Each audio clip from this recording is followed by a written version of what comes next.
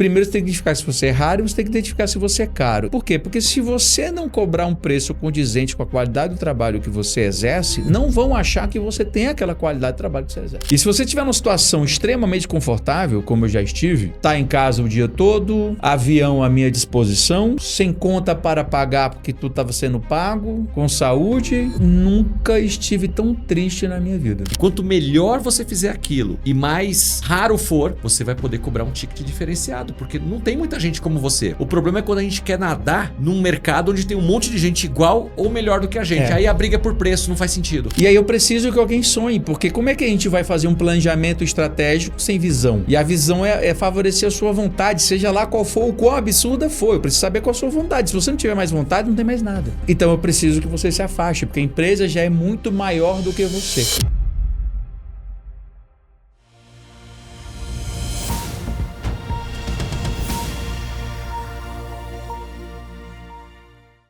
Olá, conselheiros, conselheiras, sejam todos muito bem-vindos a mais um episódio aqui do nosso podcast Os Conselheiros, patrocinado pela Board Academy. É um privilégio tê-los conosco e se é a sua primeira vez no nosso canal, te convido a fazer a sua inscrição e também ativar o sininho para que você então receba a notificação de outros episódios aqui do podcast, como também outros conteúdos da Board Academy.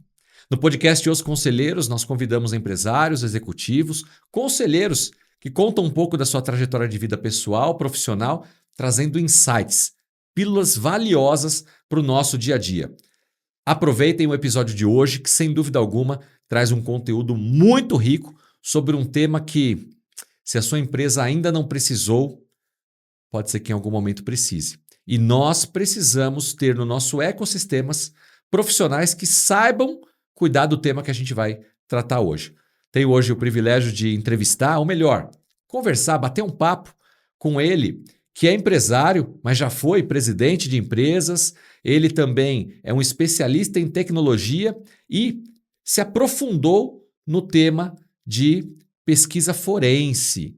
O que é a pesquisa forense? A gente vai aprender junto hoje no podcast. Então fica aqui comigo, porque nós vamos falar com Marcos Monteiro. Marcos, seja muito bem-vindo ao nosso podcast. Muito obrigado aí pelo convite. Marcos, eu não sei se você já assistiu algum podcast nosso, né? Mas eu sempre faço aquela primeira pergunta, aquele esquenta, né? Conta pra gente um pouco da sua origem, né? Pelo sotaque, talvez o pessoal já vai perceber que você não é paulistano, mas conta pra gente um pouco da sua origem, da sua formação, até a gente chegar propriamente no que você está fazendo hoje. Olha, eu comecei minha vida profissional aos 11 anos de idade por necessidade, né? 11 anos de idade, hoje em dia vamos falar que é trabalho escravo, infantil. Na né? época ainda Na época não existia. Conceito, né? E, na verdade, eu comecei como empreendedor, né? Eu comecei por conta própria. Então, até hoje ainda seria difícil categorizar como exatamente o trabalho escravo, porque eu que explorava os meus conhecimentos, né? Eu era o beneficiado disso. Eu, aos 11 anos, eu desenvolvia sisteminhas, né? Sistemas de computador, na época que não existia mouse. A gente está falando daquela época que era tela verde. Assembler, linguagem C. Isso, Assembly, C, COBOL, COBOL. Clipper, um pouco mais recente, né, para a época, né? Os mais antigos, quando a gente fala aqueles monitores de raios catódicos, né, aqueles monitores que não são fininhos como hoje, né? Então, a gente fala dessa época que a tela era preta e verde, ou depois preta e branca, que já era uma evolução muito antes de virar colorida, muito antes de ter um mouse. Aquelas fitas, aqueles discos, né? Sim, também tinha aqueles disquetes grandes, né? Nossa. Bem, e aí eu aprendi a desenvolver sistemas, via que identifiquei na época que havia uma necessidade disso no mercado, e aí eu mesmo fazia os sisteminhas de farmácia, sistema de ordem de serviço, e saía por aí, de locadora, e saía vendendo. Os primeiros controles de seria uma base de dados ali para alguém fazer um gerenciamento. Era um sistema na época nem existia o conceito de sistema de gerenciamento de bancos de dados, era arquivo de bancos de dados na época, né? E aí eu fazia isso, e aí muito curioso, teve uma época que a gente observou que manutenção de computador dava mais dinheiro do que desenvolvimento de software. Já imaginou hoje em dia, né? Que loucura isso inverteu e é correto isso? E aí eu comecei a aprender também por conta própria a manutenção de computadores, aí eu fui para a área de manutenção de computadores, consertava computadores, depois rede de computadores, porque uma coisa acaba levando a outra. E nesse período ainda, jovem, uns 15 anos, 16 anos ali, eu conheci um pessoal da Polícia Federal. Nesse período eu morava em Recife e eram alguns delegados que tinham... Você é de Recife? Não, já conta pra gente a origem. Eu nasci em Fortaleza, tá? Mas aos 3 anos de idade eu fui embora para Recife e depois, por razão da profissão do meu pai, eu fui morar em outros lugares. Morei em Manaus, morei em Santa Catarina, Blumenau. Então, meio que às vezes é difícil saber qual é a minha origem Sim, pelo não, o seu sotaque. sotaque não é característico de Fortaleza. Acabei de Eu voltar de sou, Fortaleza. até por razão que eu viajo muito, eu sou açucatado. Eu sou, é uma construção, uma reconstrução do termo aculturado. A sotaque, ele se traduz, a cultura se traduz muito em sotaque. E aí, uma vez que você está aqui hoje e amanhã não, e eu viajo muito, você meio que perde um pouco a cultura, as origens. Mas eu lhe garanto uma coisa, hoje meus boletos chegam em Fortaleza e mais cedo ou mais tarde eu vou com muita alegria lá pagá-los e curtir um pouco a Recarregar a praia. bateria, né? E recarregar a bateria, que é muito importante. E aí eu conheci, por necessidade dos meus serviços, alguns delegados da Polícia Federal, nessa época em Recife, e haviam necessidades particulares, que por acaso apenas eram profissionais da Polícia Federal. E aí, quando começa a surgir a internet no Brasil ele nasce a internet, e nasce por consequência um monte de crimes que já se utilizava de recursos digitais online, e era natural que eles pegassem aquele... Nem eles sabiam que eu era tão jovem. Isso é um fato curioso, eu parei de crescer aos 14 anos, então, aqueles que só me conhecem pela internet acham que eu sou baixinho, mas eu tenho quase 1,90 m, e isso me ajudava, aos 14 anos, parecer que eu tinha lá meus 18. E aí eles me pediam dicas de como prosseguir com a investigação, e aí entendendo que isso também poderia ser acrescido ao meu portfólio de serviços, no final das contas, eu acabava fazendo isso, ajudando eles de forma Deixa eu informal. fazer uma Tá? pergunta. Isso aconteceu de uma forma, você com 15 anos, obviamente, por mais Sim. que tivesse um conhecimento técnico já desenvolvido desde os 11, mas ainda era um jovem, com toda a imaturidade de quando a gente tem 15 anos. Então, isso foi algo que você planejou ou aconteceu? Eu fico imaginando, e É. olha só a história que me veio na cabeça. Uma família qualquer, um vizinho, que alguém comprou lá um computador e o computador pifou, travou. Ah, leva pra... Como que é o nome da sua mãe? Do A seu Dona pai? Maria. Leva lá pro filho da Dona Maria que ele conserta computador. Ah, Aí chega um computador lá e acham que você vai destravar o computador, vai recuperar alguma não, coisa. Não foi assim que surgiu o não. A negócio. minha história foi curiosíssima, mas vale muito a pena contar porque ela é no mínimo estranha, né? Eu muito jovem, não me dava bem com o meu pai fugi de casa muito cedo, inclusive, né?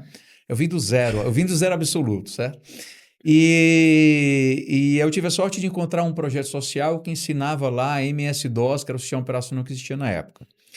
E aí eu, na verdade, só queria não estar em casa, né? Então eu passava o dia todo nesse projeto social e, e aprendia mais do que os demais, porque aprendia por conta própria, porque eu sou muito curioso. E foi aí, usando os computadores do projeto social, que eu comecei a aprender a desenvolver sistemas. E eu passava o dia lá, desenvolvia os sistemas, botava o disquete e saía vendendo. Eu não tinha computador. Não tinha computador, não tinha condição, não tinha absolutamente nenhuma possibilidade. Nesse período, foi um dos poucos períodos que eu já tinha retornado ao Ceará, estava em Fortaleza. E depois desse período que eu estava desenvolvendo e vendendo sistemas, eu tive que voltar para morar com família materna, que é de Recife. E aí eu fui embora para Recife. E chegando lá, eu não tinha mais como reiniciar esse negócio de desenvolver sistemas. E eu tinha ouvido falar, estava prospectando, e eu ouvi falar que esse negócio de manutenção de computadores é um negócio que dava muito dinheiro.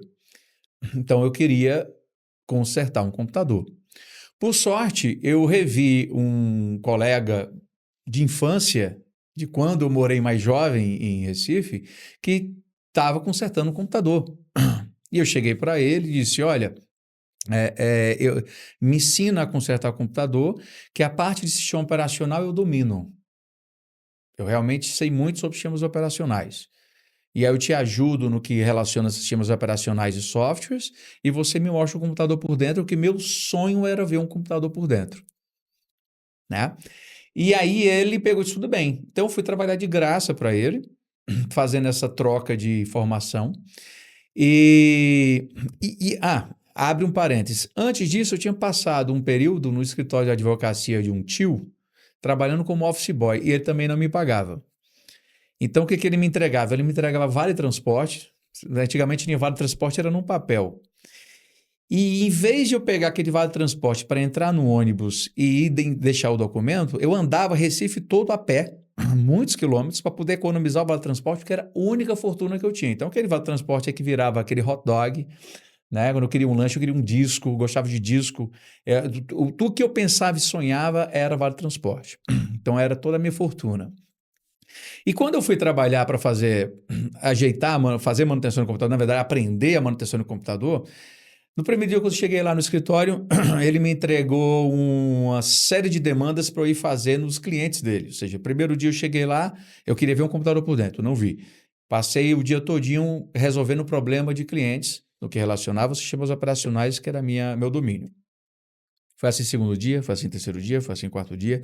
30 dias depois, eu nunca tinha visto um computador por dentro. E quando eu cheguei lá, que ele já veio com toda a demanda, aí isso sim já seria o trabalho escravo. Aí eu virei para ele e disse, opa, hoje não, hoje eu não trabalho, hoje eu quero minha parte, que é ver um computador por dentro. Eu entrei, primeira vez que eu olhei para aqueles computadores, quando eu vi ali uma peça que estava jogada no balcão, eu perguntei o que era isso daqui, tinha um estagiário lá que ele começou a brincar e tirar onda com a minha cara, e eu fiquei chateado e fui embora. No percurso que eu estava indo para casa, eu parei em frente a uma universidade, eu não sabia, não me tocava, eu sei que eu estava muito chateado com a vida, pensando e refletindo o que ia ser a minha vida, e o ônibus parou, muita gente descendo e subindo, e eu pensando, e o ônibus parado, e eu refletindo, e o ônibus parado, e eu refletindo, e aí começou a me incomodar, porque para mim o ônibus estava parado por 1 hora, podia ter sido 5 minutos, mas para mim era 1 hora. Por que esse ônibus está parado tanto tempo assim? Quando eu olhei era em frente à universidade. Sem pensar, eu só desci. Desci por acaso. A gente sempre é levado, né, porque quem acredita em Deus como eu, a gente é levado, né, a tomar medidas que depois a gente pensa quais foram. Eu fui numa biblioteca, eu muito jovem, mas eu ainda parecia mais velho, ou seja, alguém achou que eu era um estudante universitário. Virei para a bibliotecária e perguntei, tem livro aí de manutenção de computadores? A mulher disse, não, não existe isso aqui. Tem livros aí de computador por dentro? Aí ela pensou, esse aqui é livro de eletrônica, né? Tem aqui, né, no nosso curso de engenharia eletrônica da universidade, tem. Disse, eu posso tirar xerox?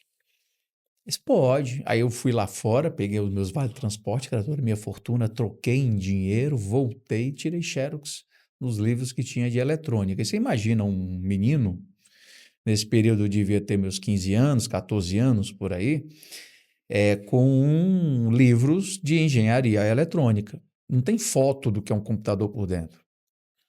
Não tem. Eu pego aqueles xerox, volto para casa e aí deixo de ser humano e passo o dia e noite lendo aquilo ali, lendo,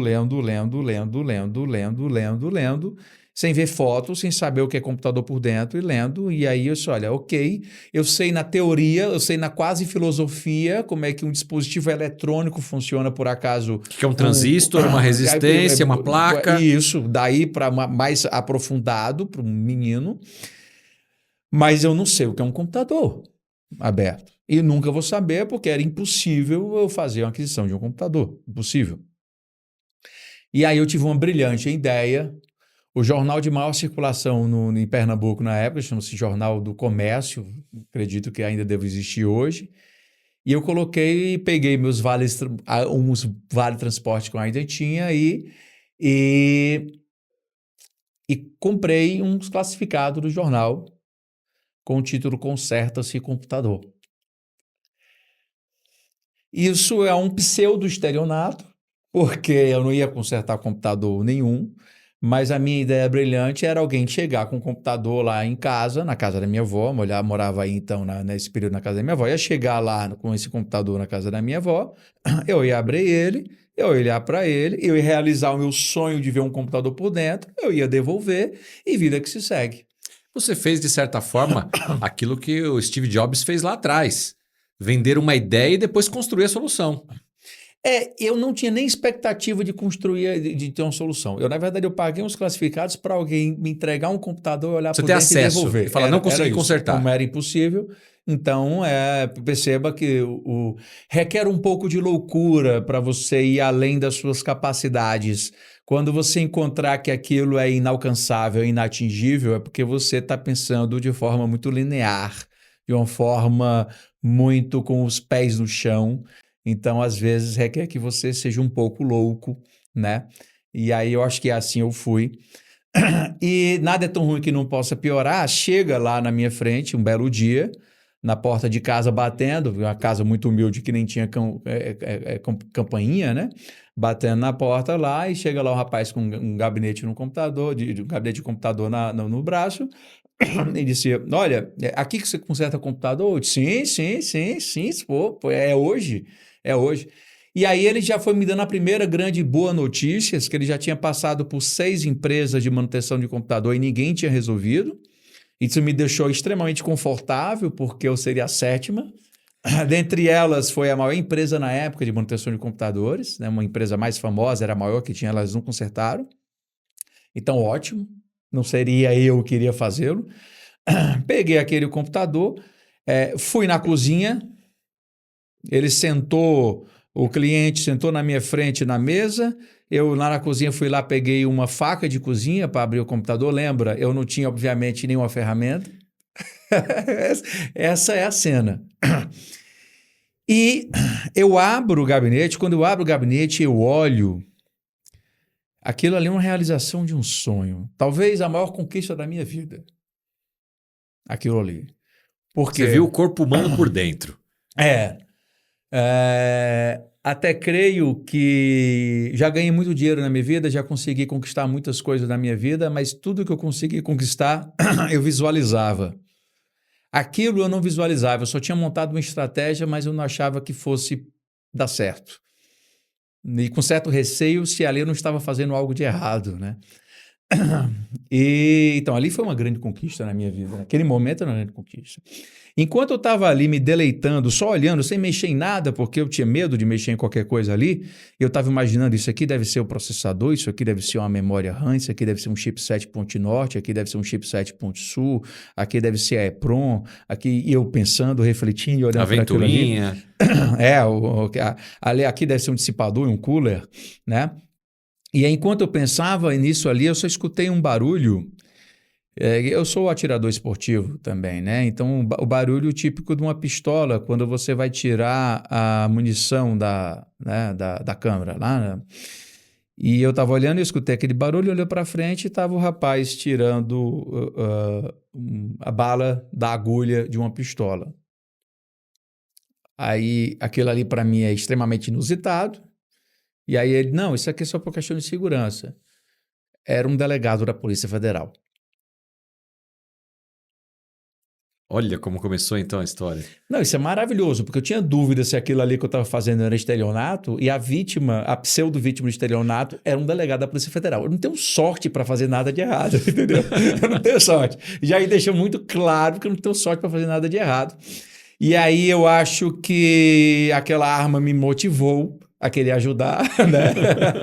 Eu sei que depois que teve que ele pegou e se justificou, explicou e tal, não sei o quê, depois aí eu voltei para a realidade, deixou de ser diversão e aí virou uma certa obrigação. Por acaso eu nem fiquei nervoso, mas porque até hoje eu sou isso, eu só sei trabalhar, é diferente, eu só sei trabalhar sob pressão. Isso é a coisa mais estranha do mundo, mas eu preciso de uma pressão para poder produzir. Eu acho que foi aquilo ali o que aconteceu. E naquele momento, quando eu volto para o computador, já volto de forma séria, com a mente muito mais tranquila, e aí eu penso como o computador funciona e resolvi o problema que ninguém tinha resolvido. Uau. Eu descobri que eu era o único cara que sabia de fato consertar o computador e o resto apenas de brincar de Playmobil. Ou seja, o pessoal trocava peça e eu sabia como o computador funcionava porque eu não tive a opção de saber como é que trocava peça. De um dia para o outro, eu virei o cara que consertava os computadores que ninguém consertava. A maioria dos meus clientes eram outras assistências técnicas. Então, em Recife, aí eu ganhei muito dinheiro. De um dia para o outro, eu comecei a ganhar muito dinheiro, porque eu era mais caro. Na verdade, desde o primeiro dia, desde o primeiro serviço que eu comecei a prestar, eu sempre procurei saber quanto é que o mercado cobrava para cobrar o dobro. Deixa eu pegar aqui um gancho nisso que você trouxe. Tem um amigo nosso aqui, board member, inclusive, um dos meus mentores pessoais, Mário Simões, que ele usa o conceito do raro caro. Quanto mais raro você for, mais caro você será. E aqui no nosso âmbito, como conselheiros, a gente tem que pensar isso também. Qual que é a sua raridade? O que você tem no seu ativo, na sua experiência, no seu background, como é o caso aqui do Marcos, que as pessoas vão valorizar? E quanto melhor você fizer aquilo e mais raro for, você vai poder cobrar um ticket diferenciado, porque não tem muita gente como você. O problema é quando a gente quer nadar num mercado onde tem um monte de gente igual ou melhor do que a gente. Aí a briga por preço não faz sentido. Não, e aí é muito curioso, pegando esse gancho, é assim, primeiro, você tem consciência de que você é raro? Né? As pessoas não fazem Pegando... uma própria matriz SWOT para ver suas fortalezas, aquilo que só eu tenho. Exatamente. Vamos lá. Se você tem um portfólio seu do qual você é raro, vale a pena você brigar esse portfólio com outros portfólios? Dá um exemplo. Eu tenho um domínio total sobre a área da segurança da informação que eu sempre atuei. Hoje não faz sentido eu atuar na prevenção na área de segurança da informação, porque na investigação de um crime cibernético puro, próprio, exclusivamente cibernético, o ticket médio é um valor de 1 hora muito maior. E não faz sentido o mesmo profissional cobrar 2 preços para 2 serviços diferentes, onde um eu sou raro e por acaso e por razão disso tem que ser caro, e no outro eu não sou tão raro.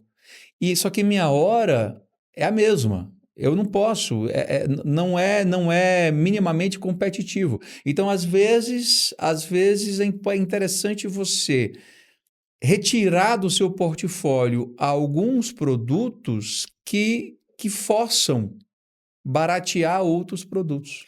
Quer ver só um exemplo? Eu, durante algum período, na minha transição de carreira de executivo, eu estava caminhando como executivo e com 2 vertentes. Uma na área do ensino, professor, palestrante, e a outra na área de conselheiro. Quando eu me toquei que a 1 hora de palestra me proporcionava 10, 15, 30 mil reais e a hora professor de uma faculdade não me dá 100 reais muitas vezes, falei, pô, peraí, eu tenho que tirar isso do meu portfólio. Não faz sentido, porque a hora homem é o mesmo. E às vezes da universidade, no caso, exige até mais, porque tem toda uma burocracia por trás. Eu faço um parênteses em relação a isso. Vou dizer por quê.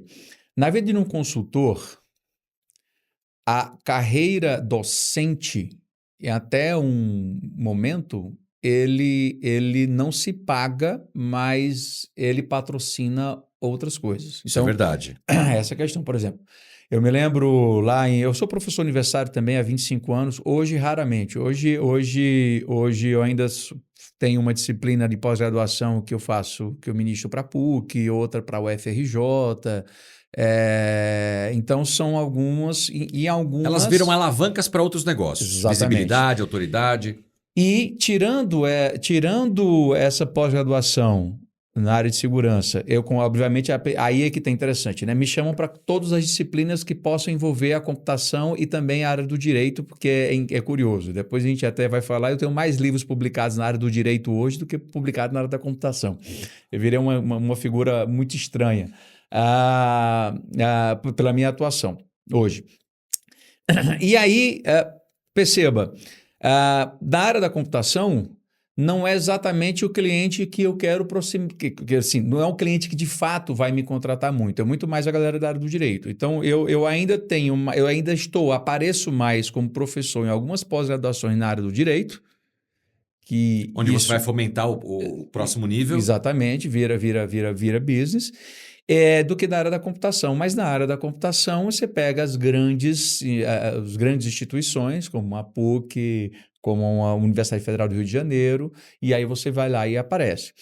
Então, por acaso, são que melhor paga, mas não paga a minha hora, né? Mas que é interessante ter ali de uma forma que você encontre equilíbrio. É óbvio que a graduação, fui professor de graduação por alguns anos e é impossível. Chegou num período onde a universidade tentou de tudo e criou um monitor do professor, que a disciplina era minha, mas quando eu estivesse lá, eu ministrava. Se não era outro cara que ministrava para mim. Começava a criar umas coisas que não fazem muito mais sentido, até que eu disse, não realmente não tem como, pela loucura, pelo tempo, pela viagem. E eu mesmo ainda ministro um curso, às vezes na área da computação forense, eu formei a maioria das pessoas que atuam nessa área, porque de uma época que não existia ninguém, mas uma vez a cada 2 anos, muito raro, apesar de que tem uma demanda, mas me requer uma presença, né? E isso é muito curioso. Eu gosto muito de dizer o seguinte: tem 3 coisas que qualificam muito o profissional, né? O melhor do mercado, tem uma outra qualidade que é o mais caro. Esse é o mais caro, não necessariamente é o melhor, mas é o mais caro. E uma outra é o pioneiro. O pioneiro. Então você tem o pioneiro, você tem o melhor, você tem o mais caro. O pioneiro requer sorte, né? Requer visão. Ele paga um preço no início. Paga. Na verdade, para você ser pioneiro, você tem que ser primeiro visto como louco. Primeiro, se você estiver fazendo uma coisa que ninguém faz assim na hora que você diz o que é, então você está fazendo algo que todo mundo já faz, né? Então, assim, ser pioneiro, você paga um preço, mas você tem que ter visão, você tem que olhar além do que os demais estão olhando. E eu digo que eu chamo isso de sorte. Por quê? Porque você tem que ter sido o primeiro a ter tido a visão também. Então, também requer sorte. Né? Sorte, identificar que aquilo é uma oportunidade e se esforçar para isso. É um tríade. Na minha área, computação forense, eu sou um dos pioneiros, né? Sem dúvida alguma. Tive sorte. O melhor, eu não consigo dizer que eu sou, porque é muito subjetivo isso. Então, nunca vou conseguir dizer que eu sou, e até eu acho que tem outros que eu considero melhores do que eu, principalmente em algumas áreas da forense. Mas eu nunca vou dizer que eu sou o melhor, porque eu não acredito, mesmo porque se você acha que você é o melhor, muito provavelmente você está sob efeito Dunning-Kruger. Né? Então, assim, eu estou longe disso. Estou muito mais para a síndrome do impostor do que o defeito de Dunning-Kruger. Eu nunca vou achar que eu sou o melhor e de longe disso. Mas o pioneiro eu tive sorte e a opção que me cabe é ser o mais caro. Então, eu sempre vou procurar ser o mais caro. Porque tem naquela história, sabe a raridade cara? Não importa que você... Primeiro você identifique que você é raro. Primeiro você tem que identificar se você é raro e você tem que identificar se você é caro. E depois, por quê? Porque se você não cobrar um preço condizente com a qualidade do trabalho que você exerce, não vão achar que você tem aquela qualidade de trabalho que você exerce. É verdade. Então a precificação ela é complexa tanto para produtos como para serviços. Ela é complexa, a precificação, mas você precisa fazer esse estudo aprofundado. Porque você pode ser o melhor, mas se você não parecer ser o melhor, você não vai ser visto como melhor. Aqui na Board Academy, você sabe, né? Você também é um board member. Sim. Nós formamos conselheiros e muitos são executivos, para não dizer a grande maioria, com muita experiência, cada um dentro da sua área de atuação. Então, eles chegaram ao topo da sua carreira, ou estão, ou já se aposentaram. Hoje eu presido um conselho consultivo de uma holding. Olha aí. Eu sou hiperativo, eu faço muitas coisas. tem hora para dormir Vamos aí. falar sobre isso ainda. Mas o que eu reparo é o seguinte: no desejo de se tornar conselheiro, ou seja, praticar, assumir uma cadeira de conselho em alguma empresa, me parece que parte, não todos, obviamente, né, que estão aqui nos assistindo, inclusive, não todos, mas parte destes nossos board members se esquecem do seu valor, se esquecem da sua raridade e acabam se sujeitando a qualquer cadeira de conselho, a qualquer preço, porque eu preciso entrar. E não é assim. Eu brinco que você tem que ser um sniper e não um atirador de metralhadora. Não adianta dar tiro para tudo quanto é lado e entrar em qualquer conselho. Mas qual que é a empresa, qual que é o segmento, o setor que vai te valorizar? Que você vai vai pegar contribuir isso ao e vai ser passo de que valorizado. aquilo entre no seu portfólio. Porque assim, eu tenho um remédio mais ou menos para isso. Ó. Você sabe como é que você não perde seu valor? Tem duas opções. Ou você cobra caro ou você não cobra nada. É verdade. Cobrar É, mel- barato é caro. é melhor fazer de graça. Eu tenho essa filosofia com a minha É. esposa. Eu não empresto dinheiro. Se for para fazer, eu dou. Pronto, mesma coisa. Né? Então, na minha empresa, a gente tem vários casos pro bono. O que é um caso pro bono? Eu sei que aquela pessoa hipossuficiente está sendo acusada de um crime e a gente vai lá e executa. Tem coisa de 3 meses atrás, 4 meses atrás, uma coisa assim, um casal de moradores de rua. Uma câmera de CFTV flagrou uma mulher moradora de rua esfaqueando e veio a óbito o seu namorado. E uma câmera claramente flagrou esse homicídio. Né? Então, isso aí ficou claro, aos olhos de quem vê, não tem dúvida. Ela presa, ela falou muito para a defensora pública dela de que ela estava se defendendo, que a arma estava com ele, que ela o desarmou e ela é legítima defesa. E as imagens não mostram isso, as imagens mostram claramente ela cometendo o que cometeu. Aquilo ali chegou a mim, aquilo ali foi um mês de perícia que seria absolutamente caro. E depois de uma perícia muito aprofundada em análise de imagem, a gente chegou exatamente nesse contexto e provamos e ela foi absolvida. De fato, era ele que estava armado, de fato, ele que atentou contra a vida dela, ela conseguiu desarmá-lo e ela reagiu legítima defesa. Mas isso foi uma perícia bem CSI mesmo, foi bem, bem difícil chegar nisso. Era impossível para aquele ser humano pagar uma perícia desse nível. Poucos peritos conseguiriam fazer, inclusive, esse tipo de análise.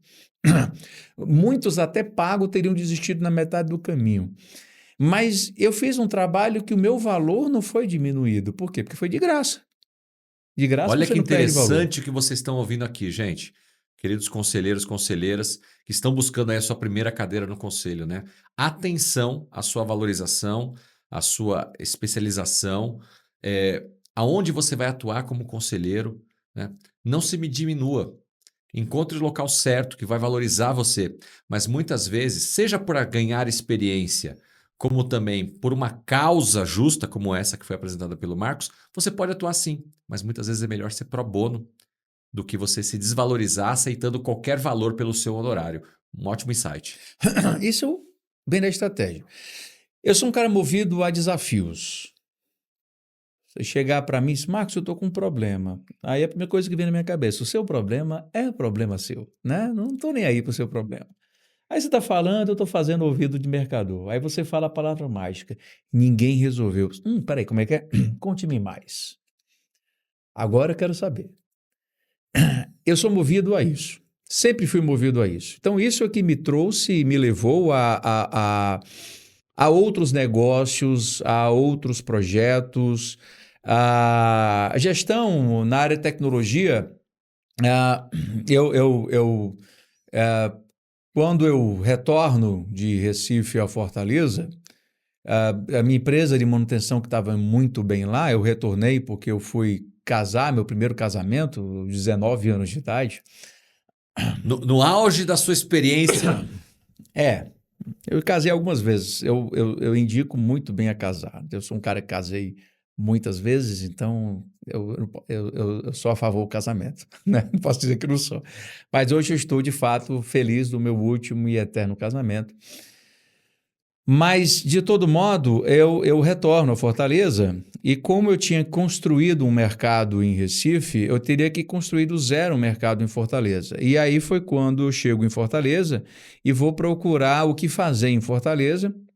E aí tinha um curso de manutenção de computadores, me chamaram para ser professor, então a primeira vez que eu entro numa sala de aula foi para dar aula de uma coisa que eu nunca tinha entrado na sala de aula para aprender, então aprendi por conta própria, era um curso de hardware avançado, então primeiro contato com a docência, e, e também consegui encontrar uma vaga para ser um técnico em um projeto, era um projeto grande, que era um projeto de 12 milhões de reais que estava sendo investido pela Secretaria de Educação do Estado para levar a internet a todas as escolas dos 184 municípios ali do estado do Ceará. E estavam selecionando mais de 250 técnicos, uma seleção com mais de 250 técnicos, eu tinha a obrigação de passar, né? E aí seria o primeiro emprego mesmo, né? A primeira vez que eu fui subordinado a alguém, né? Foi ali, porque até então era eu empreendedor de mim mesmo. Bem, eu virei técnico, minha carreira de técnico durou uma semana. Uma semana depois eu assumi uma das 6 coordenações do projeto. Foi uma semana, eu saí de técnico para um dos 6 coordenadores em uma semana. No mês seguinte eu assumi como coordenador geral daquele projeto. Porque eu tinha conhecimento técnico, mas eu também tinha processos, eu raciocino como um fluxograma, eu sempre fui um analista de risco natural para mim, né? E para mim tudo é mapa mental, assim, na minha cabeça funciona de forma muito esquisita, e aí depois eu entendo que isso é processo, e depois entendia que eu tinha um talento para a gestão de processos e de projetos. Talvez eu tenha sido o único cara que geriu projetos de desenvolvimento de software que nunca atrasou nem o escopo, nunca teve problema com no escopo, tempo e custo, isso beira o impossível. E aí isso, obviamente, me levou a uma carreira de gestão de tecnologia. Aí depois virei gestor de TI, depois diretor de TI, depois diretor de planejamento e gestão, depois presidente de empresa. Tudo muito natural. E aí, obviamente, fui atrás de outras formações, né? E deixa eu pegar um gancho aqui, porque apesar de você ter começado muito jovem, empreendendo, né? Muito rápido também, mudando e tendo então essa abertura também, não só de mudar de atividade, mas geograficamente, o que muitos não têm. Eu tenho um problema, eu não mudo de atividade, eu sou uma atividade. Esse é o problema. Então, tudo isso aí que eu estou construindo em paralelo, a gente tinha minha empresa, ele trabalhando, ele fazendo as coisas, esse é o problema, eu sou uma atividade, eu não mudo. Mas o ponto que eu queria chegar é o seguinte, que hoje talvez seja uma dificuldade de muitas pessoas que estão aqui nos assistindo, é que quando você entra no mundo corporativo e começa a subir os degraus ali de uma carreira e chega a um C-level, um executivo, um presidente, vem uma zona de conforto também. O trabalho é difícil, é pesado, mas a remuneração, o bônus, o status, não sei o quê, te deixam nessa zona de conforto. E sair daí para empreender não é para qualquer um. Como foi deixar de ser presidente de uma empresa, por exemplo, e aí voltar para o seu negócio que lá atrás você já tinha começado? Eu não conheço ninguém que seja feliz ganhando dinheiro sem ter que trabalhar. Eu tenho muitos amigos milionários. Eu tenho muitos amigos bilionários. Só que eu não conheço nenhum bilionário que deixou de trabalhar. Curiosamente, eu não conheço um bilionário que não seja um workaholic. Eu conheço milionários que não trabalham.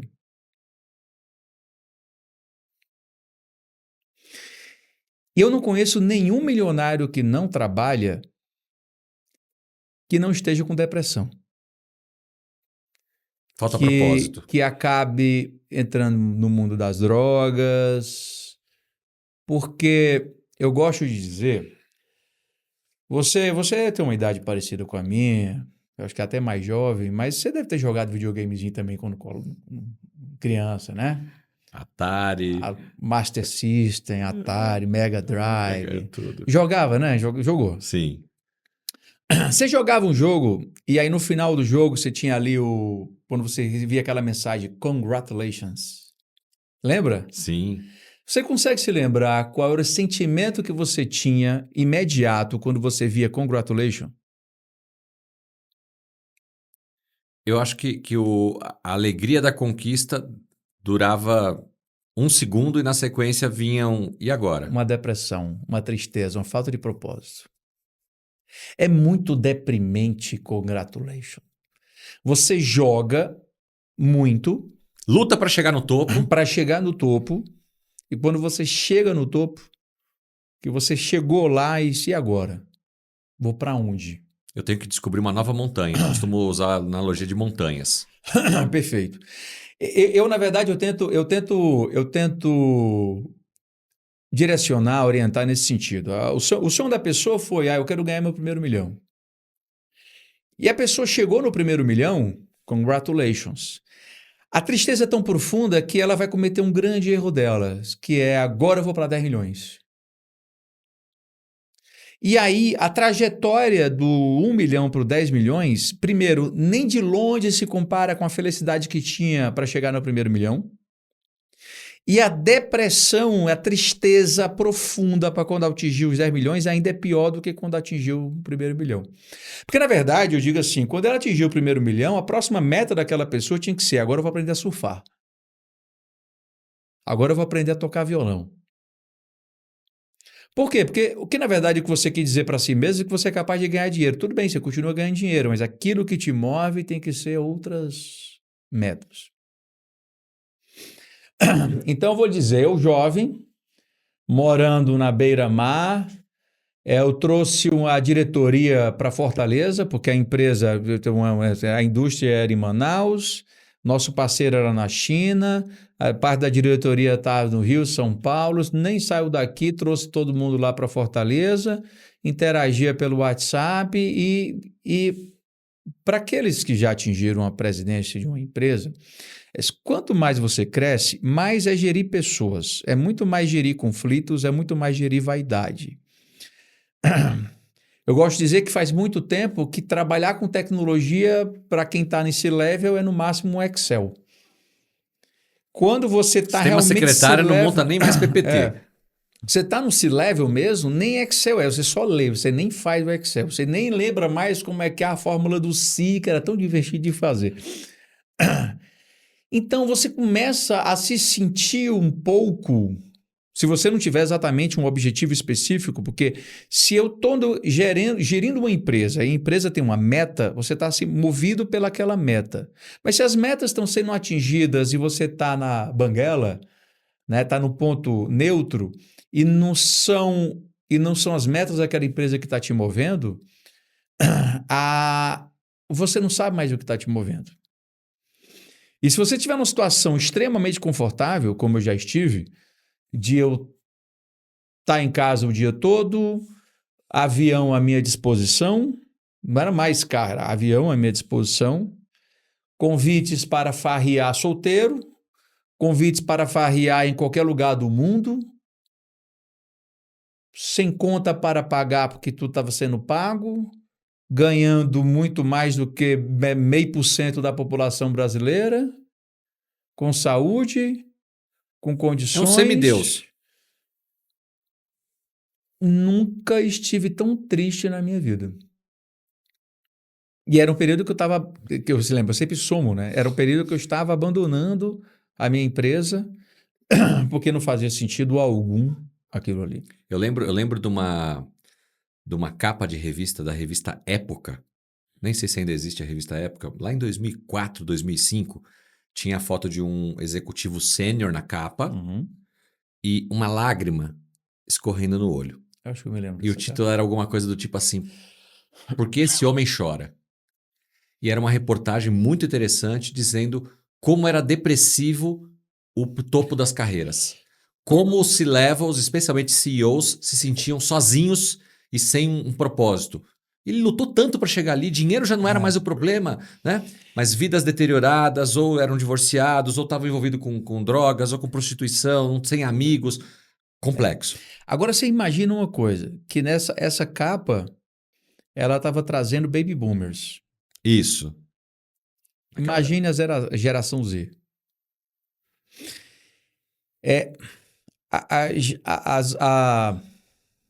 Há duas gerações, pelo menos, e aí você me corrija se eu estiver errado, provavelmente eu esteja, pelo menos há duas gerações, são pessoas movidas a um crescimento, ou seja, saber que tem para onde crescer, que os motiva, não entregar para eles o topo.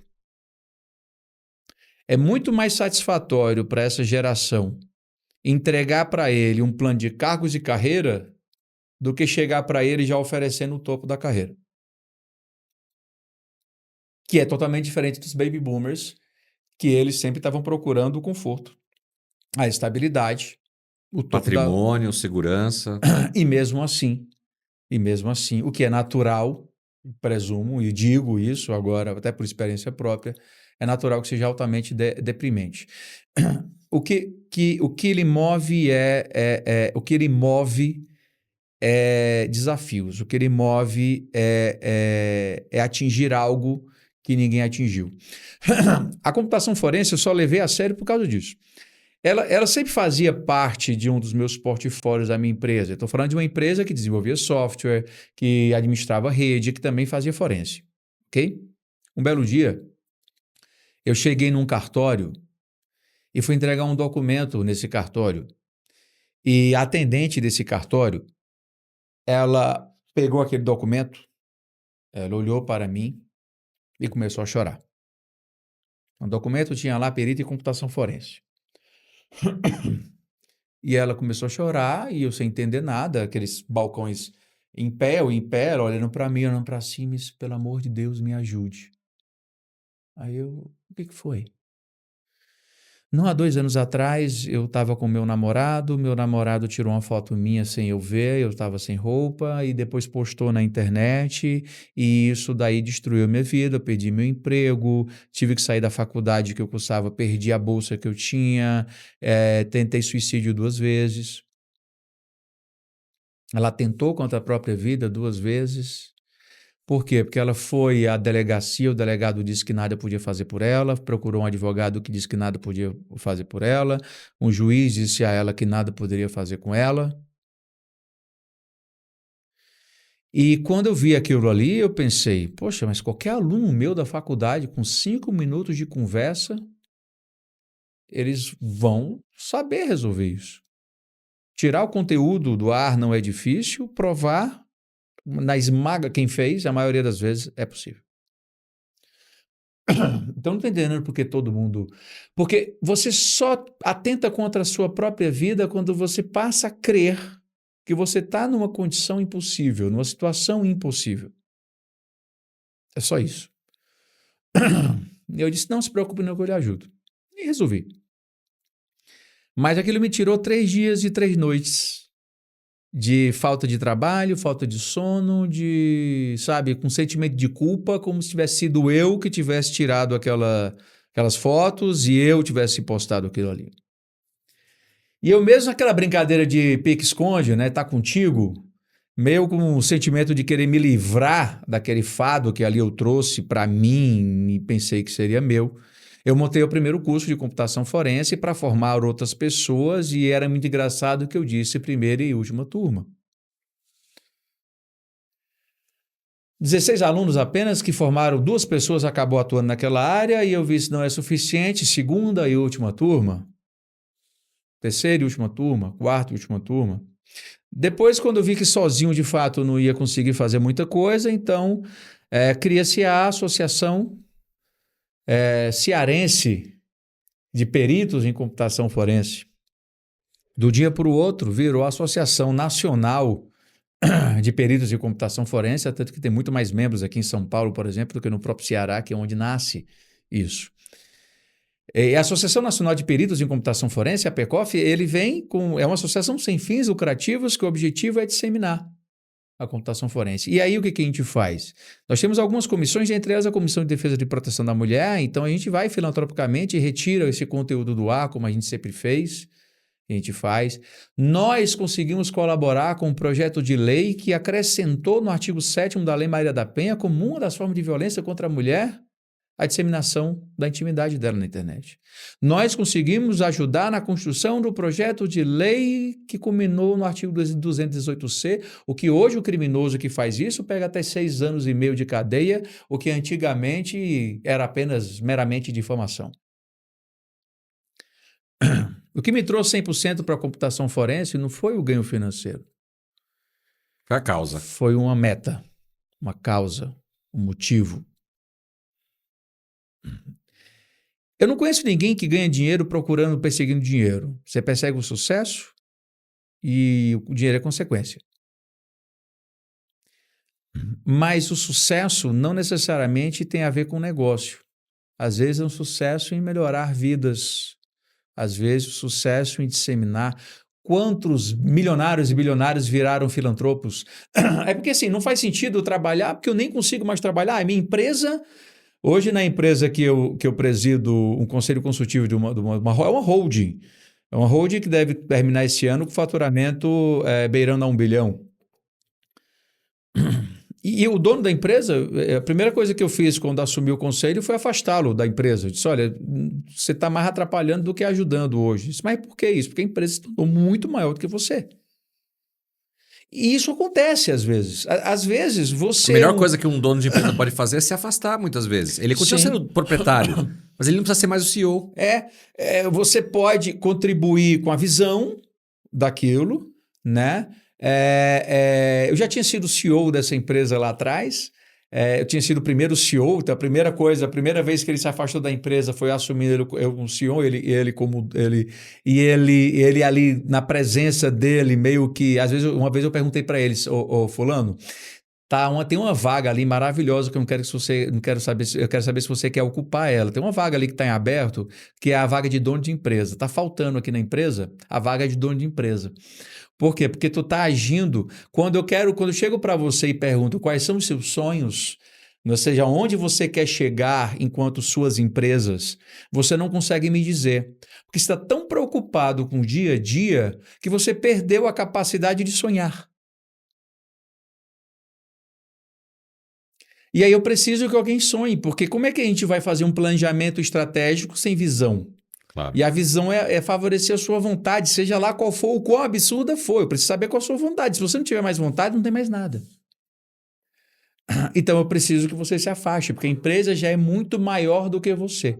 Isso é um insight muito valioso para você, conselheiro, conselheira que está nos escutando aqui. Nós vamos entrar para ser conselheiros, na grande maioria, conselheiros consultivos, apoiando empresários, empresárias.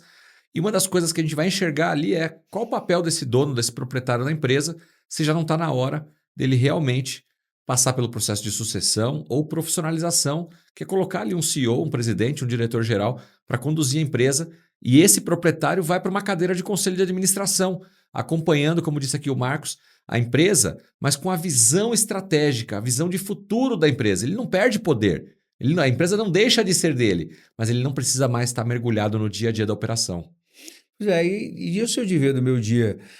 Meu dia investigando os crimes digitais, crimes que tenham vestígios digitais. Estou falando na minha empresa hoje, de repente tem casos, porque hoje digital vai em tudo, né? Então, eu tenho na minha empresa caso de homicídio, tráfico de drogas, estupro, qualquer tipo de caso. Você trouxe no seu contexto, a gente está caminhando aqui já até para o nosso Sim. final da conversa, mas você trouxe pelo menos 3 exemplos aqui para a gente pontuar. Uma perícia, digamos assim, em algo físico.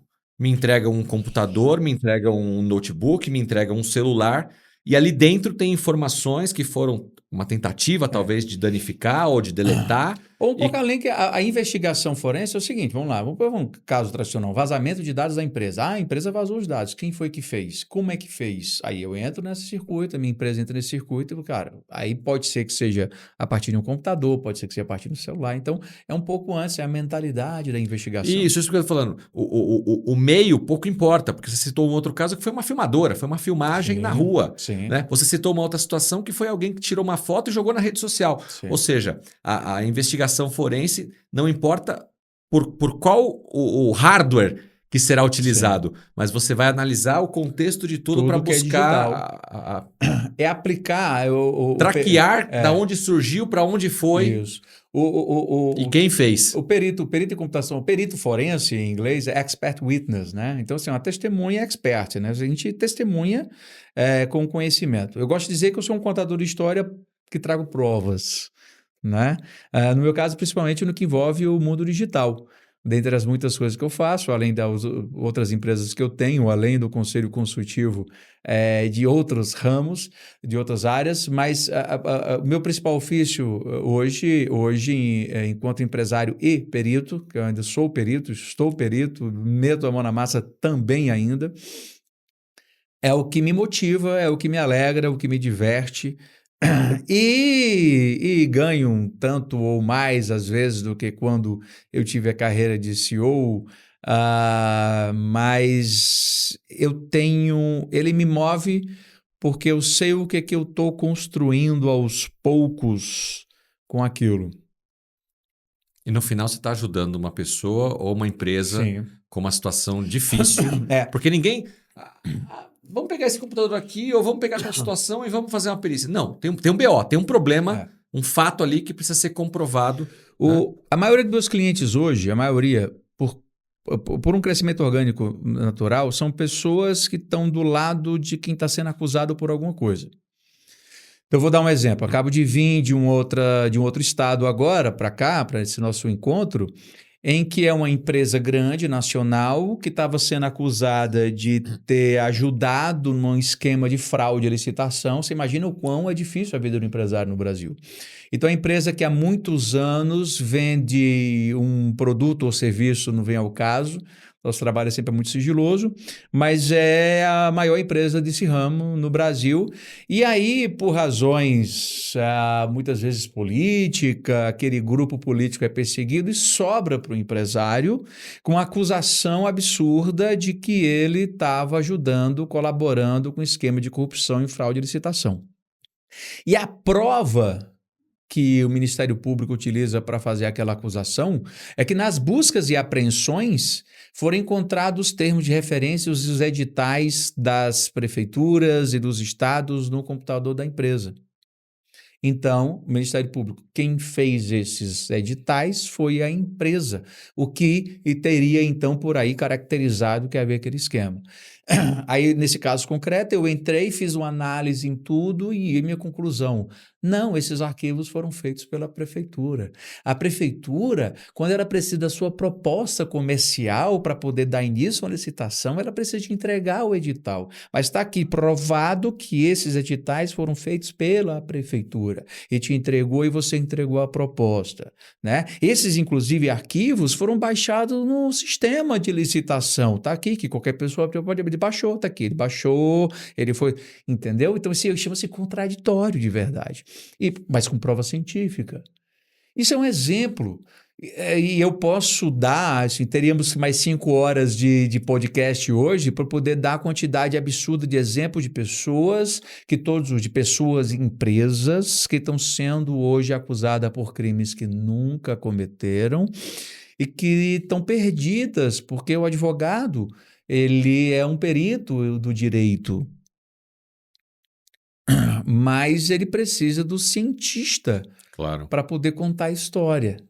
E aí é quando eu entro e digo, olha, foi na verdade assim que aconteceu. Marcos, para quem quiser contratar o serviço do Marcos ou da sua empresa, procura site, rede social, como é que encontra você ou a sua empresa? Pode ir no site www.mmforense.com.br ou no meu site mesmo, marcosmonteiro.com.br, ou no Instagram você me acha um perito, né, @perito.marcosmonteiro, né? Em todos os casos eu estou à disposição, independente de uma contratação, eu gosto de ouvir as dores. Portanto, você tem um problema que ninguém resolveu. Se tem um problema que é fácil de resolver, não me procure. Mas se for um problema que ninguém resolveu, eu adoro escutar, porque é isso que me tira o sono e que me dá ânimo e vida e sobrevida na Terra, é tentar encontrar um problema, uma dor que ninguém resolveu e me fazer pensar, tentar contribuir ou acreditar que a gente pode fazer. Muito bom. Quero agradecer demais a sua presença aqui. Eu tenho certeza, você que está nos assistindo aí, você pode não estar vivendo nenhuma situação dessa hoje. Pode já ter vivido no passado, como eu já vivi em empresas por onde eu passei. Ou você pode vir a precisar. Uma coisa que eu sempre falo aqui para os nossos board members. Tenha no seu ecossistema parceiros, seja pessoa física, pessoa jurídica, de serviços diversos que você em algum momento, quando precisar, você sabe aonde buscar. E aqui a Board Academy recomenda Marcos Monteiro, se você precisar em algum momento, ou estiver precisando agora de um serviço de perícia, especialmente forense, usando tecnologia, que é a especialidade aqui do Marcos, mmforense.com.br. Quero agradecer mais uma vez a você, Marcos, por estar aqui conosco. Volte mais vezes. É um board member, é de casa. Seja muito bem-vindo. Muito obrigado pelo convite e conte comigo. Estou sempre à disposição. Obrigado. A vocês que nos acompanharam até agora, muito obrigado pela sua audiência. Mais uma vez, eu peço para você fazer a inscrição aqui no canal, ativar o sininho para que você seja notificado, então notificada sobre outros conteúdos como esse. Quiser deixar aqui o seu comentário também, vai ser um prazer poder responder também, participar com todos vocês. E nós nos vemos, obviamente, no próximo episódio. Até mais, pessoal. Tchau, tchau.